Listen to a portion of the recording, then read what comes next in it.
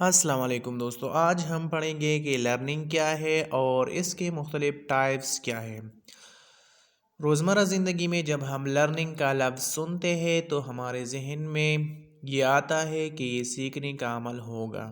تو لرننگ سے مراد کسی چیز کو سیکھنا ہے اور اس کے بغیر حافظے کا بننا ممکن نہیں ہے۔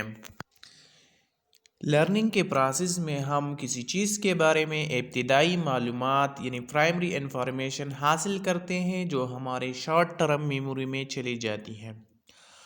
اب شارٹ ٹرم میموری میں چلے جانے کے بعد یہ معلومات ایکسرسائز اور ریپیٹیشن سے ہمارے لانگ ٹرم میموری میں چلے جاتی ہے۔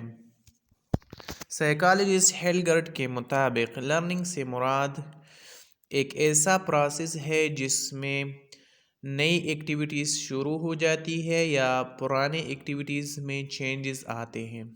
سو according to Hilgard's, learning is the beginning of new activities or change in the old activities۔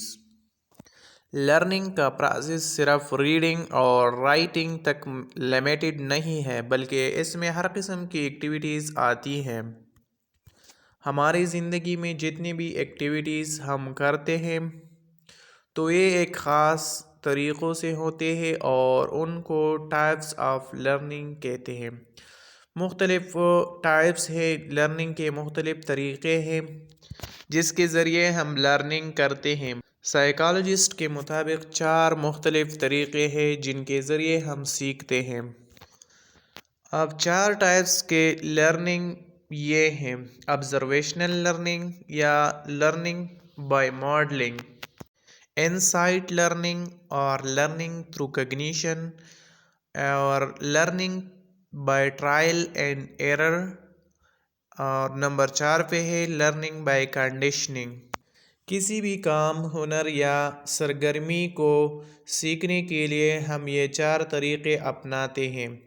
اب لرننگ کے پروسیس کے لیے یا کسی چیز کو لرن کرنے کے لیے یہ ضروری نہیں ہے کہ ہم ان 4 طریقوں کو استعمال کریں۔ کبھی کبھار ہم ایک طریقوں کو استعمال کرتے ہیں جبکہ بعض اوقات ایک سے زیادہ طریقوں کو استعمال کرتے ہیں۔ بعض اوقات اس طرح بھی ہو سکتی ہے کہ ہم ایک لرننگ پروسیس میں آغاز میں ایک طریقہ کار کو اختیار کرتے ہیں اور بعد میں کوئی اور طریقہ اپنا لیتے ہیں، لیکن بنیادی طور پر یہ 4 طریقے ہیں جن کے ذریعے ہم سیکھتے ہیں۔ Learning by modelling. ماڈلنگ سے مراد اردو میں اگر اس کی بات کرے تو اس سے ماڈلنگ سے مراد تقلید ہے، اور اس طرح کے لرننگ کو آبزرویشنل لرننگ بھی کہتے ہیں۔ تو اس کا مطلب یہ ہوا کہ تقلید کے ذریعے یا مشاہدے کے ذریعے سیکھنا لرننگ بائی ماڈلنگ کہلاتا ہے۔ سائیکالوجسٹ میکڈوگل کے مطابق ماڈلنگ ایک ایسا پروسیس ہے جو ایک انسان میں نیچرلی ایگزسٹ کرتا ہے اور ہر انسان ماڈلنگ کے ذریعے سیکھتا ہے اور اس میں یہ ٹینڈنسی پائی جاتی ہے۔ اب یہ ٹینڈنسی 2 قسم کی ہو سکتی ہے، ایک کانشیسلی بھی ہو سکتی ہے اور دوسرا یہ کہ انکانشیسلی بھی ہو سکتی ہے۔ اب کانشیسلی سے مراد یہ ہے کہ انسان اپنے آپ سے باخبر ہو اور اپنے ہوش و حواس میں ہو اور اپنی مرضی سے کسی کام کا نقل کرے، یعنی کسی شخص یا کسی پروسیس کو دیکھ کر اس کا نقل کرے، اس طرح بیہیویئر شو کرے۔ مثلاً اگر کوئی بندہ ایک فلم یا ٹی وی سٹار سے متاثر ہوتا ہے تو وہ ان جیسا لباس اور انداز اختیار کرنا پسند کرتا ہے، تو یہ اس کے لیے ایک ماڈلنگ کی طرح ہے کہ وہ ان کا تقلید کرتا ہے یا ان کا نقل کرتا ہے، ان جیسا بننا چاہتا ہے۔ اس طرح کسی طالب علم کا اپنا پسندیدہ استاد کا لباس اور گفتگو کا انداز اپنا لینا یہ بھی ماڈلنگ میں آتے ہیں۔ بعض اوقات ماڈلنگ کا پروسیس انکانشیسلی بھی ہو سکتا ہے، لیکن یہ انکانشیس ماڈلنگ پھر بڑوں کی نسبت چھوٹوں میں زیادہ پایا جاتا ہے، جبکہ بڑوں میں یہ پروسیس بہت کم پایا جاتا ہے۔ مثلاً بچہ جس ماحول میں رہتا ہے تو اس سے بہت سے چیزیں ماڈلنگ کے ذریعے سیکھتا ہے۔ چونکہ ماڈلنگ یا نقل کرنے کی بنیاد زیادہ تر مشاہدے پر ہے، اس لیے اسے آبزرویشنل لرننگ بھی کہا جاتا ہے۔ یعنی ہم کسی چیز یا کسی ایکٹیویٹی کو دیکھ کر اس طرح کی ایکٹیویٹیز کرنے لگتے ہیں، تو اس میں مشاہدہ زیادہ انوالو ہوتا ہے، اس لیے اسے آبزرویشنل لرننگ بھی کہتے ہیں۔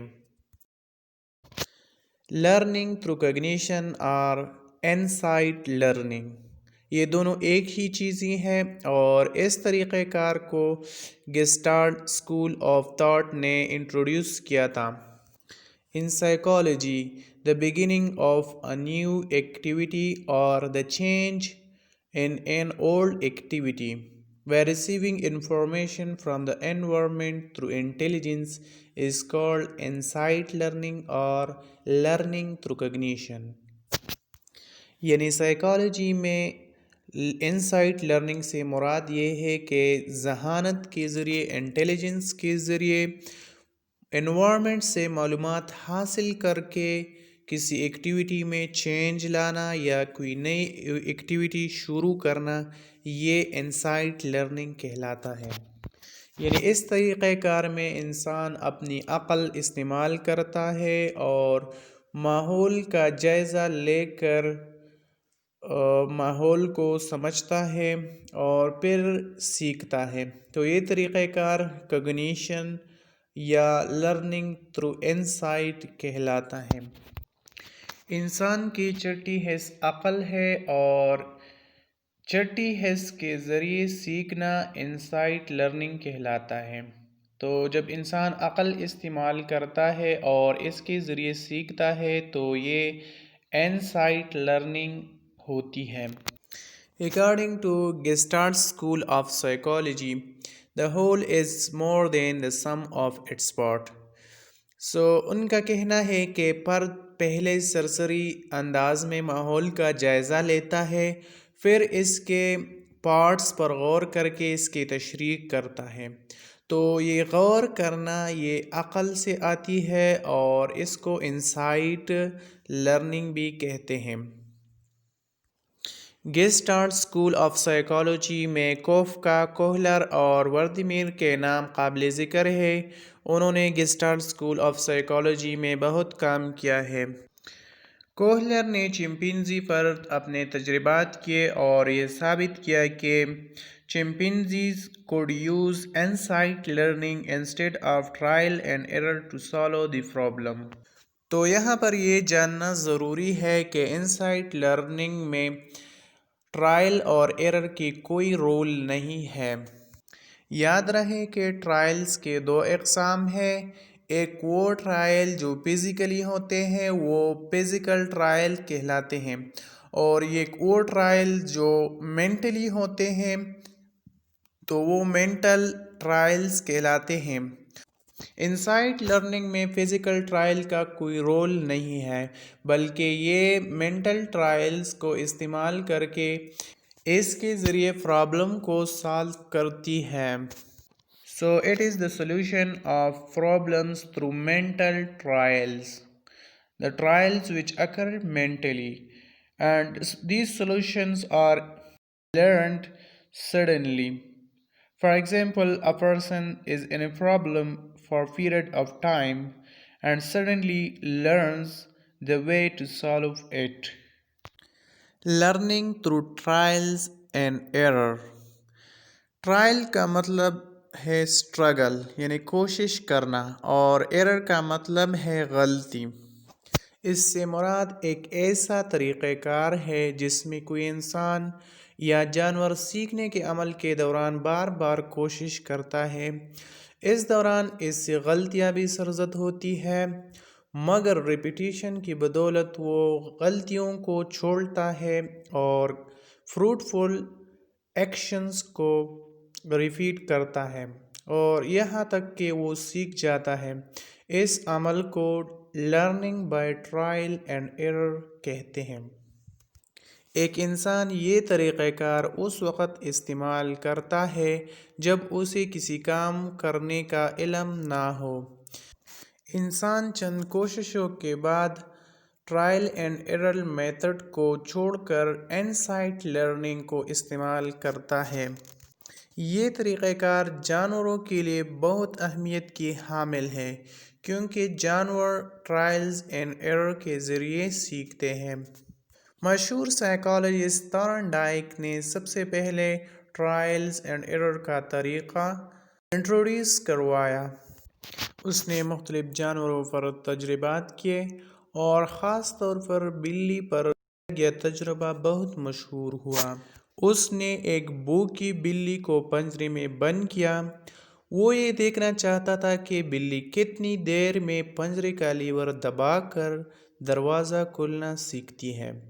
ابتدا میں بلی نے پنجرے میں جاتے ہی غیر ضروری حرکات کیے، ادھر ادھر پنجے مارنے لگی۔ انہی حرکات کے دوران اتفاقاً لیور میں پنجہ لگنے سے دروازہ کھل گیا اور وہ باہر نکل آئی۔ کئی بار اس تجربے کو دہرانے کے بعد بلی نے بتدریج غیر ضروری حرکات ترک کر کے کامیابی دلانے والی حرکات کی ریپیٹیشن سے لیور دبا کر دروازہ کھولنا سیکھ لیا۔ تو یہ طریقہ کار تھارنڈائک نے ڈسکور کیا کہ جانور زیادہ تر ٹرائلز اینڈ ایرر کے ذریعے سیکھتی ہے۔ Learning by conditioning. Learning by conditioning کو لرننگ بائی ایسوسیشن بھی کہا جاتا ہے، اور ایسوسیشن کا مطلب ہے تعلق، یعنی ایک عمل سے، ایک ایکشن سے دوسرے ایکشن کا تعلق بن جائے تو اسے ایسوسیشن یا کنڈیشن کہیں گے۔ یہاں پر یہ تعلق بن جانا اور ایسوسیشن پیدا ہونا لرننگ کے قوانین کے تحت ہوتا ہے، جیسے the law of exercise, the law of effect and the law of reinforcement وغیرہ۔ واٹسن کے مطابق سمپل لرننگ کے علاوہ کمپلیکس لرننگ بھی ایسوسیشن کی وجہ سے ہوتی ہے۔ روزمرہ زندگی میں جو کچھ بھی ہم سیکھتے ہیں اس کا زیادہ حصہ کنڈیشننگ کے ذریعے ہوتا ہے اور اس میں کنڈیشننگ انوالو ہوتا ہے۔ مثلاً ماں کی ناراضگی کے ڈر سے کپڑے نہیں گندے کرنا، یا ٹافی یا کھلونے کی خاطر بات ماننا، بچے کا گرم چیز سے بچنا وغیرہ۔ یہ سب کنڈیشننگ کے ذریعے ہوتا ہے اور اس میں کنڈیشننگ انوالو ہوتی ہے۔